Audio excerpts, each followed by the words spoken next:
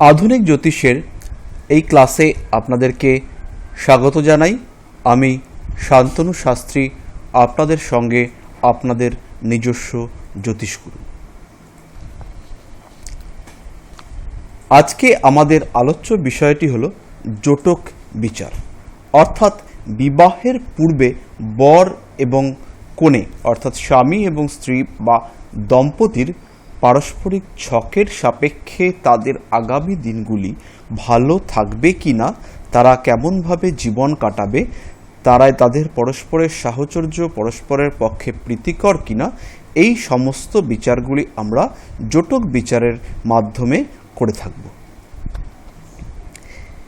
এই ক্ষেত্রে পাশ্চাত্য দেশীয় জ্যোতিষরা যেটি করেন, একজন জাতকের সঙ্গে অপর জাতকের জন্ম মাসের মিল দেখেন। এই যে বিচারটি করা হয় পাশ্চাত্য ক্ষেত্রে, এই বিচারটিতে কেবলমাত্র তারা রবি গ্রহকেই প্রাধান্য দিয়ে থাকেন। প্রাচ্যের জোটক বিচারের ক্ষেত্রে অর্থাৎ আমাদের জ্যোতিষশাস্ত্রের ক্ষেত্রে বেশিরভাগ জ্যোতিষ যেটি করেন সেটি হলো অষ্টকূট বিচার। এই অষ্টকূট বিচারে 8টি বিষয়কে গুরুত্ব দেওয়া হয়। 8টি বিষয়গুলি হলো বর্ণ, বৎস, তারা, যোনি, গ্রহ মৈত্রী, গণ, রাশি এবং নারী। এই যে 8টি বিষয় থাকার কারণে একে বলা হচ্ছে অষ্টকূট বিচার। অষ্টকূট বিচারের ক্ষেত্রে মূলত রাশি এবং জন্ম নক্ষত্রকেই প্রাধান্য দেওয়া হয়। প্রথমটি হলো বর্ণ, এবং এক্ষেত্রে আমরা যেমন যেমন লিখেছি, বর্ণতে 1 নম্বর, বৎসতে 2 নম্বর, তারা 3 নম্বর, যোনি 4, গ্রহ 5, গণ 6, রাশি 7 এবং নারী 8। এদের মধ্যে নাম্বারগুলিও ঠিক সেইভাবেই বিভাজিত, অর্থাৎ বর্ণে রয়েছে 1 নম্বর, বৎসে 2 নম্বর, এইভাবে নারীতে এসে 8 নম্বর। এইবার আমরা আসি বর্ণ বিচারটি কি। সাধারণভাবে রাশিগুলিতে 4টি বর্ণে ভাগ করা হয়েছে: ব্রাহ্মণ, ক্ষত্রিয়, বৈশ্য ও শূদ্র। অগ্নি রাশিগুলিকে বলা হয়েছে ক্ষত্রিয় বর্ণ, মেষ, সিংহ এবং ধনু। পৃথ্বী রাশিগুলিকে বলা হয়েছে শূদ্র বর্ণ, অর্থাৎ বৃষ, কন্যা এবং মকর। যদিও মিথুন রাশিগুলিকে, মিথুন, তুলা, কুম্ভ অর্থাৎ বায়ু রাশিগুলিকে বলা হয়েছে বৈশ্য বর্ণযুক্ত রাশি, এবং কর্কট, বৃশ্চিক, মীন অর্থাৎ জলরাশিগুলিকে বলা হয়েছে বিপ্রবর্ণ বা ব্রাহ্মণ বর্ণ।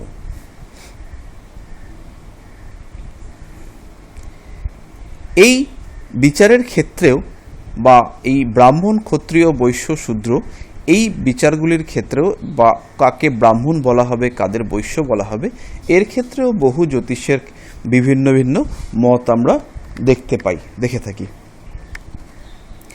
সাধারণভাবে পরিশ্রমী লোকজনরা পৃথ্বী রাশির হন বলে তাদের পরিশ্রম সূচক কাজকর্ম অর্থাৎ শূদ্রের কাজগুলি তাদের করতে হয়। যুদ্ধবিদ্যার পারদর্শী বা তেজি পুরুষরা ক্ষত্রিয় বর্ণের মধ্যে পড়বেন, অর্থাৎ মেষ, সিংহ এবং ধনু রাশির লোকেরা ক্ষত্রিয় বর্ণের অন্তর্ভুক্ত। মিথুন, তুলা, কুম্ভ অর্থাৎ বায়ু রাশির জাতক বা জাতিকারা, এরা কিন্তু আদান প্রদানে বিশ্বাসী, তাই তারা বৈশ্যবর্ণ।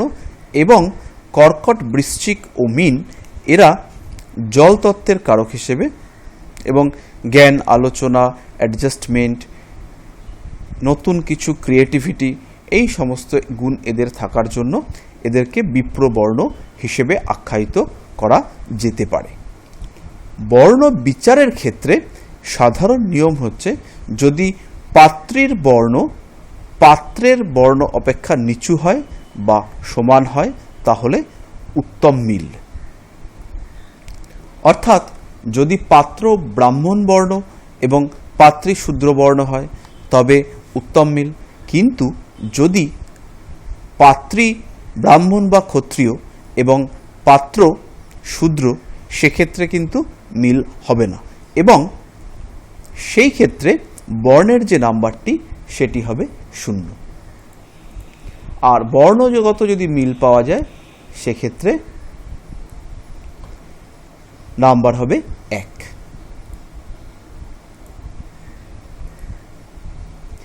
এরপরে আমরা আসি বস্য। বস্য ব্যাপারটিও পাত্রের রাশি থেকেই, পাত্র বা পাত্রীর রাশি থেকে বিচার করতে হয়। কোন রাশি কোন রাশির বস্য, এই ব্যাপারটিতে প্রত্যেকটি রাশির অর্থ এবং চেহারা এটি আমরা জানব। যেমন ধরুন মেষ অর্থাৎ ভেড়া, সেটি হলো চতুষ্পদ এবং স্থলচর একটি জীব। বৃষ বা ষাঁড়, এটিও হলো চতুষ্পদ এবং স্থলচর একটি জীব। মিথুন কিন্তু একটি পুরুষ এবং একটি স্ত্রীর মিল, এরা কিন্তু উভয়ই দ্বিপদ। মিথুন রাশির চিহ্ন বা সিম্বল হলো পুরুষ এবং স্ত্রী, এরা উভয়ই কিন্তু দ্বিপদ। কর্কট রাশির চিহ্ন কাকড়া, এটি জলচর এবং কীট জাতীয়। সিংহ অবশ্যই চতুষ্পদ এবং স্থলচর। কন্যা হল কুমারী মেয়ে এবং দ্বিপদ। তুলা রাশি অর্থাৎ তুলা দণ্ডধারী পুরুষ, এটিও কিন্তু দ্বিপদ রাশি। বৃশ্চিক রাশিটি হল কীট বা স্থলচর সরীসৃপ। ধনুরাশি, ধনুরাশিটি হল ধনুর্ধর অর্ধেক যোদ্ধা এবং দ্বিতীয়ার্ধ অশ্ব। এই ক্ষেত্রে ধনুরাশির প্রথম 15 ডিগ্রি তাকে দ্বিপদ এবং শেষ 15 ডিগ্রিকে চতুষ্পদ হিসেবে কল্পনা করা যেতে পারে। একইভাবে মকর রাশির প্রথমার্ধ ছাগলের মতো এবং শেষ অর্ধেক মকরের মতো।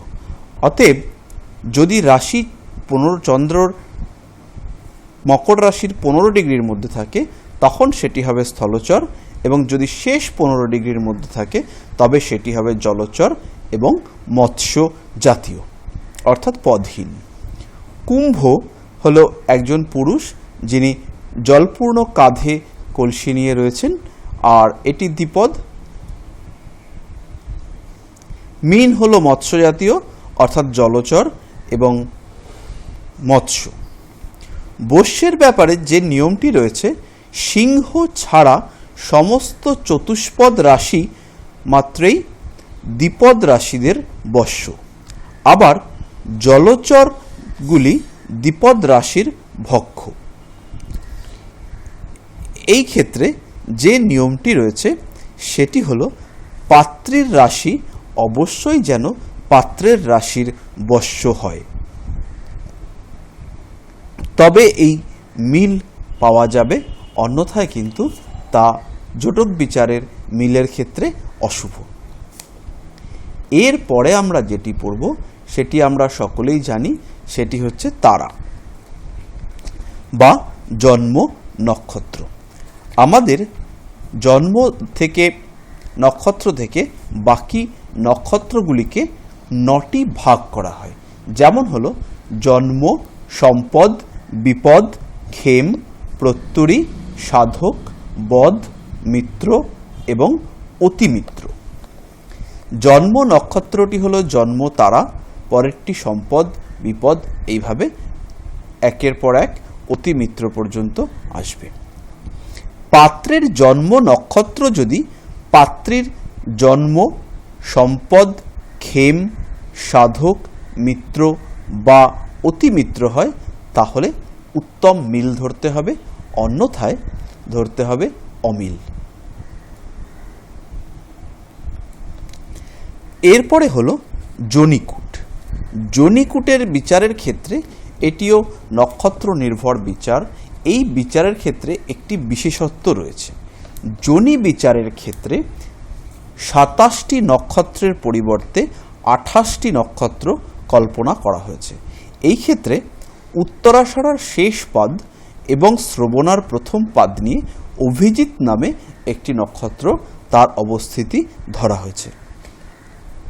সুতরাং জনি বিচারের সময় যদি উত্তরাষাঢ়ার শেষ পাদে অর্থাৎ শেষ 3 ডিগ্রি 20 মিনিটে এবং শ্রবণার প্রথম 3 ডিগ্রি 20 মিনিটে চন্দ্র থাকে, তাহলে উত্তরাষাঢ়া বা শ্রবণা না ধরে অভিজিৎ নক্ষত্র ধরতে হবে। সুতরাং জনি বিচারের ক্ষেত্রে নক্ষত্র সংখ্যা হল 28টি। এর মধ্যে এই নক্ষত্রগুলিকে 14টি যোনিতে ভাগ করা হয়েছে। এর মধ্যে অশ্বযোনি 1, 24, হস্তিযোনি 2 এবং 27, মেষ যোনি 3 এবং 8, সর্পযোনি 4 এবং 5, কুকুর যোনি 6, 19, বিড়াল যোনি 7, 9, গরু হলো 12, 26, মহিষ হলো 13, 15, সিংহ 23, 25, বানর হলো 20 এবং 22, নকুল 21 এবং 0, হরিণ 17, 18, ইঁদুর 10, 11 এবং ব্যাঘ্র হলো 14 এবং 17।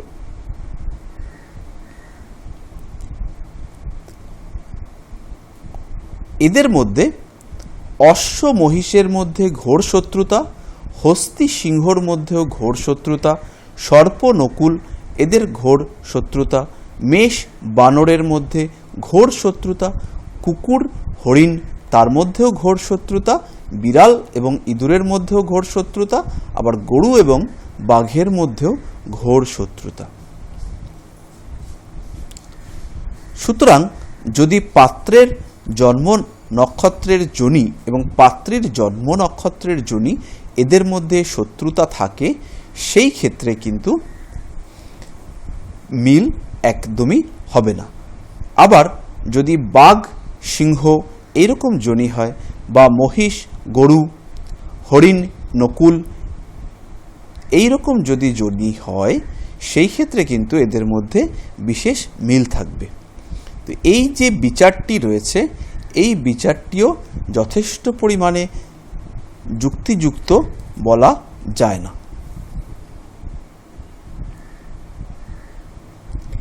এরপরে আমরা অষ্টকূট বিচারের পঞ্চম ভাবটিতে আসব, সেটি হলো গ্রহ মৈত্রী। গ্রহ মৈত্রী ঠিক করা করতে হবে জন্ম রাশির গ্রহ থেকে। যদি জন্ম রাশির অধিপতি, যেমন মেষ লগ্নের মেষ রাশির কোনো জাতকের সাথে সিংহ রাশির জাতকের বিবাহ হওয়া কিন্তু শুভ। আবার সিংহ রাশির জাতিকার সাথে ধনু রাশির জাতকের বিবাহ সেটিও কিন্তু শুভ। এইভাবে গ্রহ মৈত্রী হিসেব করতে আমরা পারব। এরপরে হলো গণ মৈত্রী। গণের ক্ষেত্রে 3 রকম গণ আমরা পাই: দেবগণ, নরগণ আর রাক্ষসগণ। পাত্র ও পাত্রীর নক্ষত্র থেকে গণ নির্ণয় করতে হবে এবং দেখতে হবে তাদের মধ্যে উত্তম মিল আছে কিনা। যদি দুজনের যদি একই গণ হয়, তখন সেক্ষেত্রে বলা হবে উত্তম মিল। যদি দুজনের ভিন্ন গণ হয়, যেমন একজনের দেব অপরের নর, তাহলে মধ্যম মিল। কিন্তু যদি একজনের রাক্ষস বা অপরের নরগণ হয় বা দেবগণ হয়, সেক্ষেত্রে কিন্তু একেবারেই অমিল। কিন্তু এই গণের যে বিচার, এই বিচার কিন্তু একেবারেই যৌক্তিক নয়। সাধারণভাবে গণের যে আসল ধারণা আমরা পাই, 3 ধরনের মনোভাব বিশিষ্ট মানুষ দেখতে পাওয়া যায়। যেমন হলো, কিছু লোকের মনোভাব হচ্ছে অ্যানালাইটিক্যাল বা বিশ্লেষণাত্মক, এরা সমস্ত কিছু যুক্তি দিয়ে চিন্তাভাবনা করতে ভালোবাসে। এই জাতীয় বা এই শ্রেণীর লোকেদেরকে রাক্ষসগণ আখ্যা দেওয়া হয়েছে। কিছু লোকেদের মনোভাব সংশ্লেষণমূলক, এরা কিন্তু দেবগণের অন্তর্ভুক্ত। আর যাদের মধ্যম মনোভাব বা সংরক্ষণমূলক, যারা লড়াকু মানসিকতা সম্পন্ন নয়, তাদেরকে নরগণ আখ্যা দেওয়া হয়েছে। সাধারণভাবে এদের মধ্যে একটু কনজারভেটিভনেস দেখা যায়। সুতরাং কেবলমাত্র নক্ষত্র দেখে যদি গণ নির্ণয় করে জোটক বিচার করা হয়, সেক্ষেত্রে কিন্তু সমস্ত জোটক বিচার সঠিক আসার সম্ভাবনা কম। এরপরে আমাদের যে বিষয়টি জানতে হবে, সেটি হলো রাশির মৈত্রী। রাশি অর্থাৎ জাতকের জন্মছকে চন্দ্র যে বিন্দুতে বা যে রাশিতে অবস্থান করছেন। এই ক্ষেত্রে যে মিলগুলি পাওয়া যায়, মিল বা সম্পর্ক যেগুলি পাওয়া যায়, সেগুলি হলো রাজজোটক, দ্বাদশ, ষষ্ঠক, বা নবপঞ্চক। রাজ্যটক হলো যদি পাত্রের রাশি ও পাত্রীর রাশি একই হয় কিংবা পাত্রের রাশি থেকে পাত্রীর রাশি তৃতীয়, চতুর্থ, সপ্তম, দশম বা একাদশ স্থান হয়, সেক্ষেত্রে রাজ্যটক বা শ্রেষ্ঠ মিল হয়। এর মধ্যে দুজনের রাশি যদি একই হয় বা একজনের রাশির সপ্তমে আর একজনের রাশি অবস্থান করে, সেক্ষেত্রে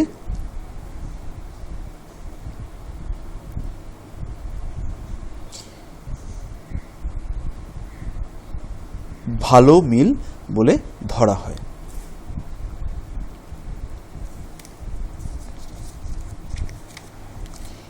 এই ক্ষেত্রেও বিভিন্ন রকম মিল আছে, কিন্তু চন্দ্রের রাশির সাথে উপর ডিপেন্ড করে বা নির্ভর করে রাশিতে বা রাজ্যটক বিচার করা একেবারেই আজকের দিনের যৌক্তিক জ্যোতিষের প্ল্যাটফর্মে দাঁড়িয়ে একেবারেই অযৌক্তিক। এর পরের সম্পর্কটি হলো দ্বিদ্বাদশ সম্পর্ক রাশির মধ্যে, অর্থাৎ বর এবং কন্যার রাশি যদি একে অপরের দ্বিদ্বাদশ স্থানে অবস্থিত হয়, অর্থাৎ বরের রাশি ঠিক পরেই কন্যার রাশি বা কন্যার রাশির ঠিক পরেই বরের রাশি হয়, সেই ক্ষেত্রে একে দ্বিদ্বাদশ মিল বলা হয়। এই ক্ষেত্রে যদি কন্যার দ্বিতীয় বরের রাশি থাকে এবং অধিপতিদের মিত্রতা থাকে, সেক্ষেত্রে শুভ সূচক ধরা হয়, অন্যথায় এটিগুলিকে অশুভ সূচক ধরা হয়। ষড়ষ্টক নিয়মটি হলো যদি জাতকের রাশি এবং জাতিকার রাশি পরস্পর ষষ্ঠ অষ্টম সম্পর্কে থাকে, তাহলে একে ষড়ষ্টক সম্পর্ক বলা হয়। মেষ, বৃশ্চিক, মিথুন, মকর, সিংহ, মীন, তুলা, বৃষ, ধনু, কর্কট, কুম্ভ, কন্যা যদি যথাক্রমে বর এবং কন্যার রাশি হয়, সেক্ষেত্রে শুভ মিল ধরা হয়, অন্যথায় অশুভ ধরা হয়। উত্তম মিলের জন্য আরেকটি মিল রয়েছে, সেটি হচ্ছে নবম পঞ্চম যোগ, অর্থাৎ যদি একজন বরের রাশির সাপেক্ষে কন্যার রাশি কোন স্থানে থাকে, সেটিকে উত্তম মিল হিসেবেই ধরা হয়। এর পরে যেটি রয়েছে সেটি হলো নাড়িকুট। নাড়িকুটের জন্য রাশিতে যেমন চন্দ্রের বিচার করা হয়, নাড়িকুটের ক্ষেত্রে কেবলমাত্র নক্ষত্রকেই বিচারের মধ্যে আনা হয়েছে। সমস্ত নক্ষত্রকে তিনটি নাড়িতে ভাগ করা হয়েছে। এর মধ্যে নাড়িগুলি হলো আদি নাড়ি, মধ্য নাড়ি এবং পৃষ্ঠ নাড়ি। আদি নাড়িগুলির মধ্যে রয়েছে যে নক্ষত্রগুলি, সেগুলি হলো 1, 6, 7, 12, 13, 18, 19, 24, 25। মধ্য নাড়িতে যেগুলি রয়েছে 2, 5, 8, 11, 14, 17, 20, 23 এবং 26। পৃষ্ঠ নাড়িতে রয়েছে 3, 4, 9, 10, 15, 16, 21, 22 এবং 27। এর নিয়ম হলো যদি বর এবং কন্যার জন্ম নক্ষত্র একই নাড়ির মধ্যে থাকে, সেক্ষেত্রে বিবাহ একদমই নিষিদ্ধ। অন্যান্য সকল প্রকার মিল থাকলেও যদি নাড়িতে বৈরতা থাকে, অর্থাৎ নাড়ি ভেদ সৃষ্টি হয়, সেই ক্ষেত্রে কিন্তু অর্থাৎ দুজনের নাড়ি যদি একই হয়, সেক্ষেত্রে বিবাহ কিন্তু একেবারেই শাস্ত্রমতে নিষিদ্ধ। এর সঙ্গে এইভাবে বিচারের মাধ্যমে মোট 36-এর মধ্যে জাতক জাতিকার মিল যদি 18-এর বেশি হয়, সেক্ষেত্রে বিবাহ দেওয়া যেতে পারে, কিন্তু 18-এর যদি কম হয়, সেক্ষেত্রে বিবাহ দেওয়া কিন্তু যৌক্তিক নয়। এইবার সবচেয়ে আশ্চর্য ঘটনাটি হলো বিচারের ক্ষেত্রে, জাতক বিচারের ক্ষেত্রে বা নর্মাল রাশিচক্র বিচারের ক্ষেত্রে আমরা যেখানে নক্ষত্র, রাশি, 12টি ভাব, গ্রহ, 10টি গ্রহ অর্থাৎ লগ্ন, সূর্য, চন্দ্রকে নিয়ে 10টি গ্রহ, রাহু কেতুর প্রভাব সমস্ত সূক্ষ্ম এবং পুঙ্খানুপুঙ্খভাবে বিচার করেছি, সেই ক্ষেত্রে বিবাহের মতো একটি জটিল বিষয়, একটি সেন্সিটিভ বিষয়ের ক্ষেত্রে কেবলমাত্র রাশি অর্থাৎ চন্দ্রের অবস্থান এবং জন্ম নক্ষত্রের অবস্থানের উপর ভিত্তি করে বিবাহ বিচার কতটা যৌক্তিক, এই সম্পর্কে একটি প্রশ্ন কিন্তু আমাদের মধ্যে সবসময় আসে। বিবাহের জন্য সপ্তম ভাব আমাদের দেখার প্রয়োজনীয়তা বা একাদশ ভাবের প্রয়োজনীয়তা, পঞ্চম ভাবের প্রয়োজনীয়তা, লগ্নের প্রয়োজনীয়তা কোনোটি না রেখে কেবলমাত্র অষ্টকূট বিচার অর্থাৎ চন্দ্র এবং জন্ম নক্ষত্রের উপর ডিপেন্ড করে এই যে বিচার, এটি কতটা যৌক্তিক এবং বিধিসম্মত তা কিন্তু আমাদের মনে একটি প্রশ্ন রেখেই দেয়। ফলে অষ্টকূট বিচারের প্রেক্ষিতে যারা জটক বিচার করে থাকেন তাদের ক্ষেত্রে কিন্তু ব্যাপক সমস্যা আসবেই। এবং এর সঙ্গে শাস্ত্রে আরও কয়েকটি জিনিসকে গুরুত্ব দেওয়া হয়েছে, তার মধ্যে কন্যার বৈধব্য যোগ এবং পাত্রের স্ত্রী বিয়োগ যোগ রয়েছে কিনা। এর ঠিক আগের ক্লাসটিতে আমি দেখিয়েছি প্রবল ভৌমদোষ থাকা সত্ত্বেও জাতকের বিবাহিত জীবনে কোনো রকম সমস্যা উপস্থিত হয়নি। সুতরাং এই অষ্টকূট বিচার এবং বৈধব্য যোগ বা ভৌম দোষের সাপেক্ষে বিচার করে আপনারা যদি জটক বিচার করে থাকেন, তাহলে সেই জটক বিচার যে সম্পূর্ণ ভ্রান্ত এবং অযৌক্তিক তাতে কিন্তু আজ আর কোনো সন্দেহ নেই। তো প্রকৃত জ্যোতিষে জটক বিচারের নিয়ম কি, কিভাবে আমরা বর্তমান কালের সময়ের পরিপ্রেক্ষিতে জটক বিচার করব, তা জানার জন্য পরবর্তী ক্লাসে আমরা আবার বিশদ আলোচনা করব। আমাদের সঙ্গে থাকুন। ঋষিবাণী ইনস্টিটিউট অফ ভেদিক অ্যাস্ট্রোলজিতে আপনারা জ্যোতিষ শিক্ষার জন্য যুক্ত হন। শান্তনু শাস্ত্রী আমার সঙ্গে আপনারা যোগাযোগ করতে পারবেন দমদম এবং দমদম ক্যান্টনমেন্টে আমার চেম্বারে। শান্তনু শাস্ত্রী @gmail.com এই মেলে আমার সঙ্গে যোগাযোগ করতে পারবেন। এছাড়া আপনাদের জ্যোতিষ, যোগ বা আয়ুর্বেদ সংক্রান্ত বিভিন্ন প্রশ্নের উত্তর পাবেন www.astroriva.com। এই www.astroriva.com এই সাইটটিতে জ্যোতিষীরা নিজেরা লগ ইন করতে পারবেন, নিজেদের অ্যাকাউন্ট ক্রিয়েট করতে পারবেন এবং এখানে আপনাদের নিজেদের বিশেষত্ব, আপনাদের কাছে যে সমস্ত জিনিসপত্র রয়েছে বিক্রয়যোগ্য সেগুলির অ্যাড দিতে পারবেন। সুতরাং astroriva.com সাইটটিতে আপনারা অবশ্যই লগ ইন করুন। ফিরে আসব পরবর্তী ক্লাসে আপনাদের সঙ্গে আপনাদের জ্যোতিষগুরু, নিজস্ব জ্যোতিষগুরু শান্তনু শাস্ত্রী। নমস্কার।